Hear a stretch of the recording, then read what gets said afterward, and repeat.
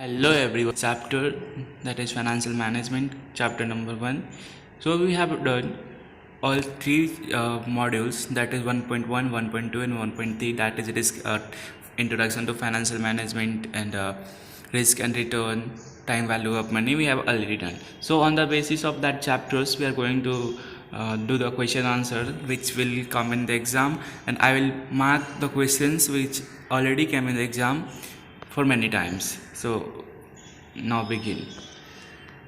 सबसे पहले क्वेश्चन है time value of money explain. तो time value of money explain क्या करता है, जो आज का 1 रुपया है इन फ्यूचर कितना होने वाला है. करेक्ट. तो ऑप्शन दिया है a unit of money is receive today is worth more than a unit of receive in future. Simply means आज का जो 1 रुपया है आगे चल के उसका वैल्यू कम होने वाला है. करेक्ट. तो उसका जो वैल्यू है बढ़ जाएगा. सेकेंड ऑप्शन है a unit of money receive today is worth less than the unit receive in future. जो आज का unit of money receive today, जो आज 1 रुपया मिल रहा है वो फ्यूचर में मिलने वाले 1 रुपये से कम होगा. डायरेक्ट रॉन्ग है ना, क्योंकि आज का जो 1 रुपया 90 पैसे हो सकता है, बट वो आज का 1 रुपया का 2 रुपये नहीं हो सकता ना. तो ऑप्शन 1 इज करेक्ट है हमारा, ऑप्शन ए. क्योंकि जो पैसे का वैल्यू है ना वो इन फ्यूचर बढ़ने वाला है. इन फ्यूचर जो बढ़ने वाला है कभी फ्यूचर के पैसे से अपना आज का वैल्यू बढ़ा है.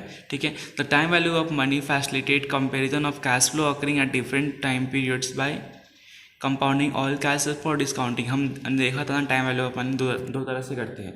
या तो हम फ्यूचर से प्रेजेंट की तरफ जाते हैं और प्रेजेंट की तरफ से हमें फ्यूचर की तरफ जाना होता है. करेक्ट. तो अगर हम प्रेजेंट से आते हैं फ्यूचर की तरफ तो उसको हम क्या बोलते हैं, कंपाउंडिंग बोलते हैं. और फ्यूचर से जब आते हैं प्रेजेंट की तरफ उसको बोलते हैं डिस्काउंटिंग. तो हमारा दोनों ऑप्शंस क्या है, सही है. ठीक है. नेक्स्ट क्वेश्चन है if the nominal rate of return is 10%. आपको आर कितना दिया है, 10% का आर दिया हुआ है. ठीक है. R is equal to 10%. Percent per annum and frequency of compounding is 4 times. कितना है, 4 टाइम्स से मतलब नंबर ऑफ एन कितना होगा 4. Quarterly compounding effective rate of interest. तो इफेक्टिव रेट ऑफ इंटरेस्ट का फॉर्मूला क्या है, 1+i या 1+r⁻n-1. ये हमारा फॉर्मूला है यहाँ पे. ठीक है. तो आपका आई कितना है, और आई आपने 4/4 क्यों किया, क्योंकि अब क्या क्वार्टरली है ना. अब क्वार्टरली है इसके लिए हमने क्या किया, उसको डिवाइड बाई 4 से किया. तो देखो वहाँ पर रेट्स मैंने लिख रखा है, 4 से मल्टी एन भी है और अपना 4 एन भी है. तो आपका क्या हो जाएगा, इफेक्टिव रेट ऑफ इंटरेस्ट 10.38% आप कैलकुलेट करके देख सकते हो. तो option B is correct. Right. Come to question number 4. Relationship between annual effective rate of interest and annual nominal rate of interest इस फ्रीक्वेंसी हमेशा क्या होगा, इफेक्टिव तो ज़्यादा ही होना चाहिए ना हमारा. अगर सपोज हम आज 1 रुपये अर्न कर रहे हैं तो we will try to earn in future rupees 500 something. और राइट. तो हमारा जो 100 रुपीज़ था कितना हो जाएगा, 200 300. तो हमारा एक्सपेक्टेशन कितना होना चाहिए, ज़्यादा. दैट मीन्स इफेक्टिव रेट हमारा क्या हो जाएगा, ज़्यादा हो जाएगा. करेक्ट. तो option B is correct. Option B is correct. Come to question number 5. If annual effective rate of interest, अभी हमें क्या दिया, इफेक्टिव रेट दे दिया है 10.25% पर annum and nominal rate of return 10% per annum. अभी पर एनम की बात किया, सिंपल 1+i⁻n-1 करोगे तो आपको कितना मिलेगा, 11.25. और 11.25 किसका होता है, 11 का स्क्वायर होता है. तो आपका ये हो जाएगा around 2 years. Correct. Around 2 years is correct option. Come to question number 6. Students take loan of ₹50,000 from SBI. The rate of interest charge by SBI कितना हो रहा है, 10%. बैंक कितना चार्ज कर रही है, 10% का इंटरेस्ट चार्ज कर रही है और annum. What would be the amount of annual equal instalment है रुपीज़ टू पे. आपका आंसर कितना है, 19,000. आप ये फॉर्मूला यूज़ करके अपना वैल्यू कैलकुलेट कर सकते हो. Come to question number 7. How much amount should an investor invest. Means आपको कितना अमाउंट इन्वेस्ट करना है, means present value, in order to receive 5 annuities starting from the end of the 10th year. मतलब आपको 10 साल बाद कितना, 10 साल मिलने वाला है. Rate if the rate of offered by the bank is 10% per annum. तो आपका एन्युटी का फॉर्मूला क्या है, annuity is equal to p into 1+1 minus आप क्या निकाल रहे हो, प्रेजेंट वैल्यू निकाल रहे हो. तो प्रेजेंट वैल्यू के लिए क्या है 1, मतलब उसमें से पूरा 1 में से माइनस करना पड़ता है. देखो तो मैंने यहाँ से 1 में से माइनस किया, दिख रहा है 1 - 1/r⁻n मैंने माइनस किया. करेक्ट. तो वही करना। अगर प्रेजेंट वैल्यू पूछा तो 1 में से माइनस करो, अगर आपको फ्यूचर वैल्यू पूछा तो फ्यूचर वैल्यू ऑफ एन्युटी पूछा तो क्या करने का 1 + r⁻n-1 करने का तभी, ठीक है। तो आप जो भी करोगे तब कितना 38,000 आंसर आ जाएगा। अराउंड कितना हो रहा है ये 37,910 के अराउंड आएगा, करेक्ट। तो आप इस तरह से आंसर फाइंड आउट कर सकते हो। Come to question number 8, a bank offer 12% compounding rate of interest payable quarterly. कितना है क्वार्टरली पे कर रहा है, 12% इंटरेस्ट दिया हुआ है, correct. if you deposited ₹2,000 now, how much it will be? मतलब सिंपल, आपको 5 साल बाद निकालना है तो P × 1 + IRS/2n करना है। अब क्वार्टरली है, इसके लिए आप डिवाइड बाई 4 भी करोगे और मल्टीप्लाई बाई 4 भी करोगे। क्यों? क्योंकि ये क्या है क्वार्टरली है, तो क्वार्टरली डिवाइड बाई 4 और मल्टीप्लाई बाई 4 करोगे, राइट। तो आपको आ जाएगा 3612.4444। तो ये आपका आंसर ये है, c option is correct. Come to question number 9, A company wants to repay a loan of 5 lakhs 10 years from the date of now। मतलब आपका दे दिया है, एन्युटी कितने का है का फ्यूचर वैल्यू दे दिया है, तो आप 1 माइनस वाला फॉर्मूला यूज़ करके अप्लाई कर सकते हो, करेक्ट। तो come to question number 9, risk of two security having different expected rate can be compared with coefficient of variation. आप नेक्स्ट चैप्टर में पढ़ने वाले हो, इससे आप क्या निकाल सकते हो, मतलब दोनों का एक कॉम्बिनेशन होता है, कॉम्बिनेशन का बोलते हैं कोएफिशिएंट बोलते हैं। अब जो भी वेरी करेगा तो उसको कोएफिशिएंट और वेरिएशन बोलेंगे, ठीक है। आपको क्वेश्चन में से पूछ सकता है, तो be careful with the terms. A portfolio consist of 2 securities and expected return of 2 securities 12% and 16%। आपको रिटर्न कितना दिया है 12% एंड 16% दिया है, करेक्ट। फिर respectively calculate return on portfolio if first security is 40% portfolio. तो आपको अप्लाई करना है, इनसे मल्टीप्लाई करना है, तो R × P करोगे तो कितना हो जाएगा, R कितना है 12%। अब कितना 40% से अगर फर्स्ट पोर्टफोलियो क्या रिटर्न उसको मिल रहा है, उसमें आप क्या करोगे 40% ऐड कर दो, तो 12 + 40% करने में आपको कितना मिल जाएगा 14.4%। तो ये होगा। अगर पूछता भाई कि 16 जो है सेकेंड सिक्योरिटी फिर 40% से बढ़ रहा है, तो 16 प्लस क्या करते हैं 40% कर देते तो मिल जाता था, correct. Come to question number 12, that is ये बहुत बार पेपर में आ चुका है, IMP क्वेश्चन है ये, ठीक है, क्योंकि बहुत बार एक पेपर में आ चुका है, तो IMP क्वेश्चन है। इसमें क्या बोल रहा है, if the rate of return is 12%, what are the doubling period. इसका रूल आपका रूल है 72, रूल 69। तो कुछ नहीं करने का, जितना भी रेट दिया ना रेट से डिवाइड कर दोगे तो आपको मिल जाएगा। तो आपका एक 6 मिल गया और एक 6.1, जो कि ऑप्शन यहाँ पे दिया हुआ है, option C, right. Come to question number 13, to create a minimum variance portfolio, what is the proportion of suit with 2 securities in the mixed following information 10%, 12% या 6%। कुछ नहीं, मल्टीप्लाई कर दो तो मिल जाएगा, ठीक है। तो 12 6 72, जब ये ऑप्शन मिल गया तो आपका ऑप्शन ए क्या हो जाएगा, करेक्ट हो जाएगा। आप अगर क्वेश्चन में समझ में नहीं आया तो आप ये खोज सकते हो, 12 6 72, right. Come to question number, आप वहाँ पोर्टफोलियो का यूज़ कर भी क्या वो है ना आपका फॉर्मूला, कोएफिशिएंट ऑफ वेरिएंस का यूज़ करके भी निकाल सकते हो, बट आई विल सजेस्ट कि आपका टाइम बचेगा तो जो भी सेकेंड टर्म है उसको फर्स्ट टर्म से मल्टीप्लाई करो, आपको ये मिल जाएगा, ठीक है।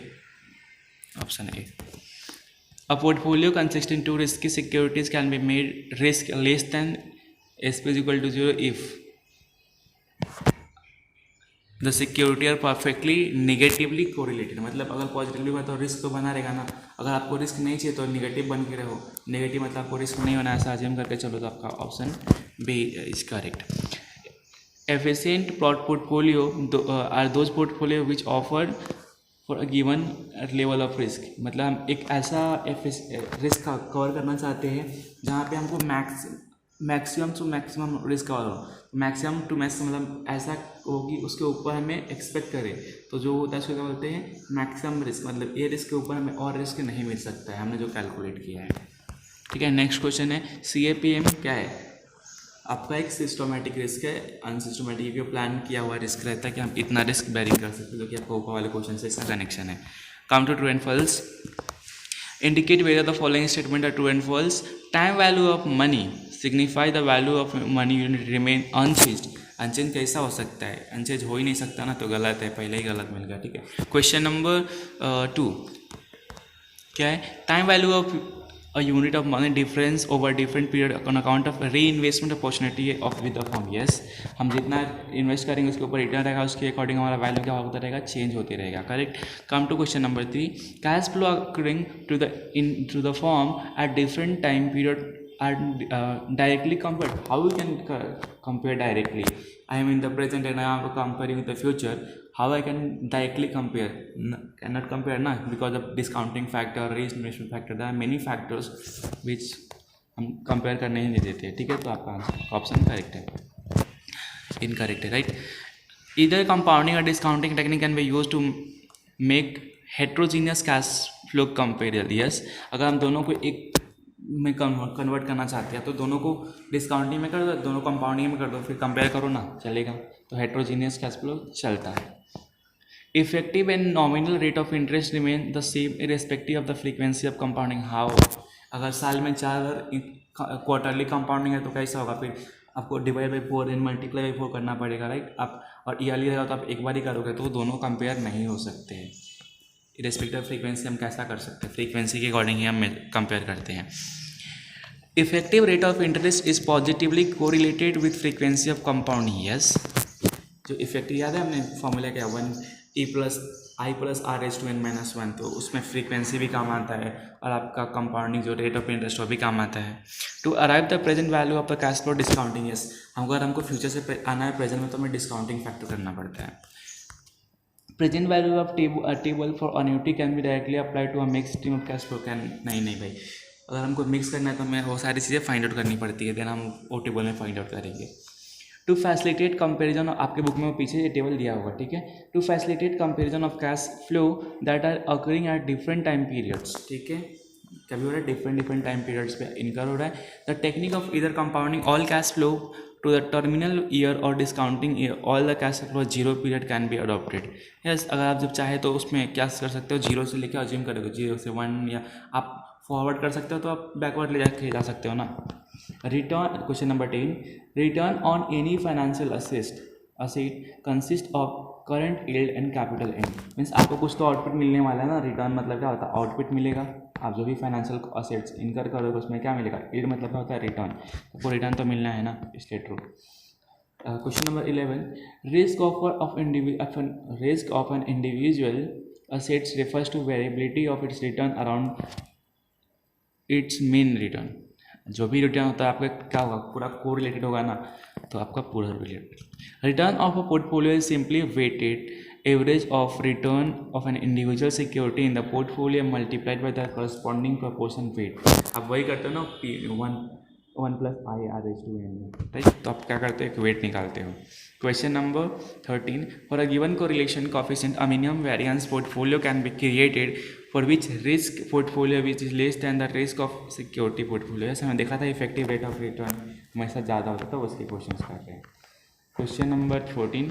that correlation among the security in the portfolio has nothing to do with the risk. अभी हमने क्वेश्चन में देखा ना कि वो दोनों को वेरीफाई करता है, तो यहाँ पे ये आपका ऑप्शन गलत हो जाएगा.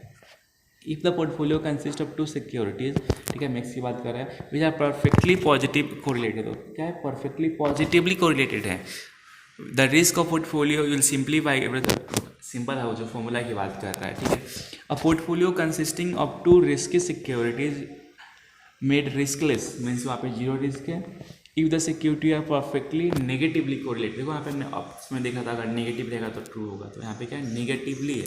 नेगेटिव मतलब उसको रिस्क चाहिए नहीं, तो क्या रिस्क ले रहा है, 0, राइट. रिस्कलेस मतलब 0 रिस्क. आपको ऐसे पेपर में भी ऐसे अंडरलाइन करने होंगे ताकि आपको समझे कि क्वेश्चन में क्या क्या इंपॉर्टेंट है, क्या क्या नहीं. The efficient frontier consist of those portfolio which are offer maximum risk, मतलब ज़्यादा रिस्क आपको कवर हो रहा है. फॉर गिवन एक्सपेक्टेड रिटर्न, तो ज़्यादा रिस्क रहेगा तो कम रिटर्न कैसे मांगोगे, तो एफिशिएंट फर्नीचर आप कैसे कर ले सकते हो, right.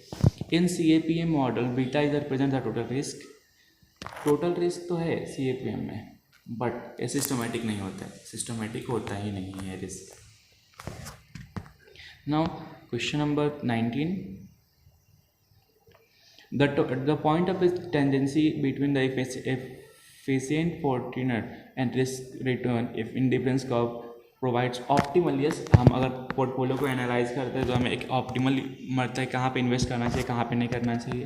Question number 20, security market line and capital market line are the same, no को, क्योंकि सी एंड एस में सिंपल समझो ना, ये कैपिटल की बात करेगा और ये शेयर सिक्योरिटी की बात करेगा, तो दोनों का ऐसे इक्वल हो सकते हैं, right. Come to fill in the blanks.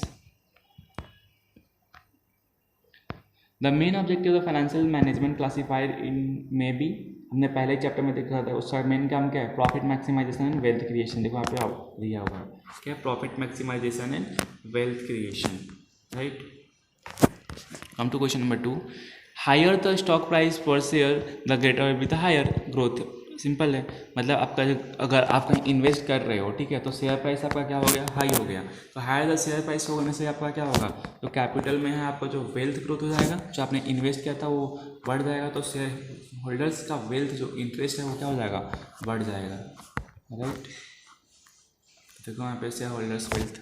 Come to question number 3, dash is the annual growth of investment over specified period of time. क्या होता है, CAGR, ठीक है, compounding annual growth rate of return,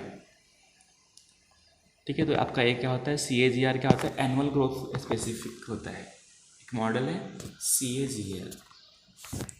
come to question number 4। Question number 4 में क्या बोल रहा है, dash objective is preferred by share holders. क्या होता है, हमें अपने शेयर्स के प्राइस को इंक्रीज करना है, मीन्स अपना क्या करना है, वेल्थ मैक्सिमाइजेशन करना है, राइट। तो आपका आंसर क्या जाएगा, वेल्थ मैक्सिमाइजेशन। देखो क्वेश्चन यहाँ पे दिया है, आपको अपने पैसे को इंक्रीज करना है। नेक्स्ट क्वेश्चन नंबर 5 है, dash is an entry either occurs indefinitely, means आपको कुछ मालूम ही नहीं हो कब तक चलने वाला, उसका होता है परपेचुइटी। हमने एक फॉर्मूला भी देखा था 1/r करके, अगर इनफाइनाइट इसका फॉर्मूला था, right. Come to question number 6, dash is the after fact return that was earned और कुड बी अर्नड। मतलब आपने एक रियलाइज किया है कि हाँ हमें इतना रिटर्न मिलना चाहिए, फैक्ट रिटर्न मिलना चाहिए, तो उसको बोलते हैं रियलाइज रिटर्न, मीन्स इतना रिटर्न मुझे मिल सकता है। Come to question number 7, dash represent the portion of total risk. या टोटल रिस्क आपको पहले से मालूम है, आपने कंप्यूट किया रहेगा। जब आपको मालूम है उसका बोलते हैं सिस्टमैटिक रिस्क बोलते हैं, नहीं मालूम है तो unsystematic risk, right. Dash is the common reason of the value of money due to the effect of inflation. आपका जो परचेसिंग पावर है वो क्या होता है, कम हो जाता है। परचेसिंग पावर कम क्यों होता है, ड्यू टू इन्फ्लेशन। महंगाई बढ़ेगी तो आपका परचेसिंग पावर क्या हो जाएगा, कम हो जाएगा, तो उसका वैल्यू ऑफ मनी इसका मेन रीज़न है। In finance dash the risk that is given security to assets can not be traded quickly in a market to prevent the loss. Liquidity risk means आपके पास इतना current assets है, आप कितना आपने देखा रहेगा, आप पढ़ा रहेगा तो हो सकता है लिक्विडिटी रेशियो, उसमें तो क्या था आपका current assets upon current liability, तो आपका रिस्क कितना है, तो आपका नॉर्मली 2:1 स्टैंडर्ड होना चाहिए, उससे कम या ज़्यादा है तो आपका ये नहीं हो सकता है। तो लिक्विडिटी रिस्क बहुत ज़्यादा इंपॉर्टेंट है बिजनेस में। तो यहाँ पे कुछ क्वेश्चन आंसर दिए हैं, जिस मैं उसमें टिक मार्क कर देता हूँ कि क्या क्या आपको इंपॉर्टेंट रहेंगे। तो सबसे पहले अगर आप डेफिनेशन करके जाते हो तो डेफिनेशन आपके लिए इंपॉर्टेंट है, राइट। अब क्या करोगे, डेफिनेशन देखो, डेफिनेशन फर्स्ट क्वेश्चन करके आओ, फिर स्कोप में आप खाली की पॉइंट्स देखते जाओगे। क्या की पॉइंट्स देख लो, इसके की पॉइंट्स देखो। फंक्शन तो उतना पूछता नहीं है, अंडर रिस्क का रिटर्न आपको नहीं देखना है। एक बार CAPM मॉडल है ना, CAPM मॉडल, इसका आपको क्या देखना है, जस्ट गो थ्रू करके रखना है कि CAPM मॉडल क्या है। फिर आपको अगर पूछेगा तो इसमें पूछ सकता है what do you mean by annuity and perpetuity. तो ये आपका सिस्टमेटिक पेमेंट था, एक फाइनाइट पीरियड होता है, ये इनफाइनाइट, तो आपको ऐसे डिफरेंस बिटवीन पढ़ के रखना हुआ है, आपको MCQ में पूछ सकता है। तो मेरे ख्याल से इतना 4 क्वेश्चन शॉर्ट नोट्स के लिए आ सकते हैं। अगर ऐसे टाइप क्वेश्चन में पूछा तो क्या क्या पूछ सकता है, तो कंसेप्ट वही आपको हमने पढ़ रखा है, तो इसमें आपको ये पूछ सकता है may be first question come to, and then आपको क्या पूछा, explain the assumption and implication, वही मैंने आपको ऊपर जो बोला वही आपने अगर पढ़ लिया तो ये भी हो जाएगा, राइट। तो इस तरह से हमने अपना first module that is financial management का इंट्रोडक्शन पार्ट पूरा कंप्लीट कर लिया with question answer. Hope so आपको मेरे वीडियोस अच्छे लगे रहेंगे, मेरे कंसेप्ट जो मैं सिखाता हूँ वो भी आपको अच्छे लगते रहेंगे। और भी वीडियो जैसे ही पाने के लिए मेरे चैनल को सब्सक्राइब करते रहें। मेरे वीडियोस को लाइक भी करें और अपने फ्रेंड्स के साथ शेयर भी करें, ताकि मुझे मोटिवेशन मिले और मैं मैक्सिमम पॉसिबल वीडियो बना पाऊँ, जिससे आपको भी हेल्प हो सके और आपके दोस्तों को भी हेल्प हो सके। और हमारा एम क्या है, हमें एग्ज़ाम क्रैक करना है। सो मेरे वीडियोस को लाइक करें और जिससे मुझे मोटिवेशन मिले, ताकि मैं और ऐसे वीडियोस लाते रहूँ। होप सो मिलते हैं नेक्स्ट वीडियो में। जय हिंद।